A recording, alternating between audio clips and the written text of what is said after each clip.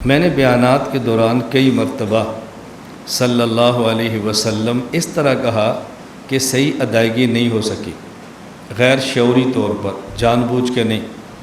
مجھے بعض احباب نے میسج کیے کہ مولانا آپ جب کہتے ہیں نا صلی اللہ علیہ وسلم تو آپ صحیح طرح ادا نہیں کر سکتے۔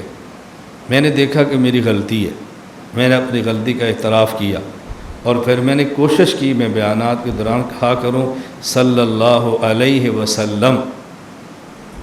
مجھ سے غلطی ہوئی ہے، مجھے اپنی غلطی ماننا چاہیے، اس پر ڈٹ جانے کی ضرورت کیا ہے؟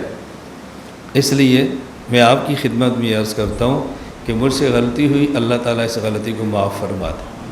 میں اہتمام کرتا ہوں اور آئندہ بھی کروں گا انشاءاللہ کہ جب رسول اکرم صلی اللہ علیہ وسلم کا نام آئے تو مجھے بھی کہنا چاہیے صلی اللہ علیہ وسلم، ادائیگی مکمل ہو۔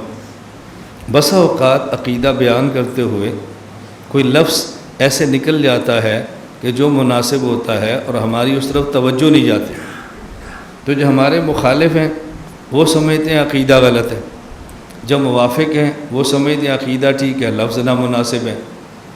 میرا ایک بیان ہے اس بات پر کہ ہم اللہ تعالیٰ کو خدا کہتے ہیں اور اللہ تعالیٰ کو خدا کہنا جائز بھی سمجھتے ہیں، اور یہی آج تخصص کے طلباء کو میں نے پورا سبق پڑھایا اور سمجھایا۔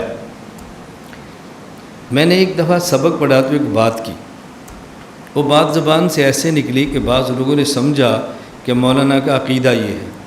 وہ بات کیا تھی؟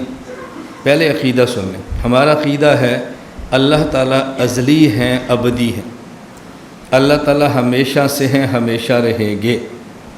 اللہ تعالیٰ کو نہ کسی نے پیدا کیا ہے نہ پیدا ہوئے ہیں، ہمیشہ سے ہیں۔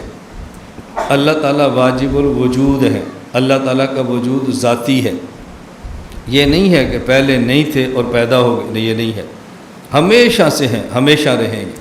میں نے ایک بیان کے دوران یہ بات سمجھائی، اللہ کو خدا اس لیے کہتے ہیں کہ ان کا وجود ذاتی ہے، ہمیشہ سے ہے، واجب الوجود ہے، اس لیے کہتے ہیں خدا۔ اور اب کہتے ہیں ظاہر خود ہوا، ظاہر ہونے میں کسی کے محتاج نہیں ہے، تو وہ اردو ترجمہ کرنے کی بجائے میری زبان سے وہی لفظ پیدا ہوا نکل گیا کہ اللہ تعالیٰ خود پیدا ہوا ہے۔ کیا معنی؟ اللہ تعالیٰ خود ظاہر ہوا ہے، ظہور میں کسی کے محتاج نہیں۔ اور یہ بات فیروز اللغات کے اندر بھی ہے کہ پیدا کا معنی ظاہر بھی کیا ہے، تو یہ وہ قابل اشکال بات نہیں تھی، لیکن بعض لوگوں نے اس کو بطور اعتراض کے چلایا کہ مولانا ریاض گومند دیوبند کے متکلم اسلام وہ کہتے ہیں کہ اللہ پیدا ہوا ہے، حالانکہ یہ عقیدے کے خلاف ہے، لم یلد ولم یولد، وہ تو پیدا ہوا ہی نہیں، ہمیشہ سے ہے۔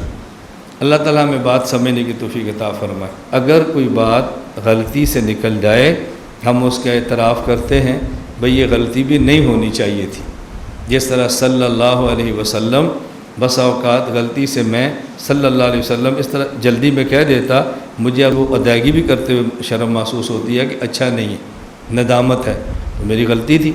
اسی طرح عقیدہ بیان کرتے ہوئے میری زبان سے نکل گیا کہ اللہ تعالیٰ خود بخود پیدا ہوا ہے، یہ میری غلطی ہے، مجھے نہیں کہنا چاہیے تھا۔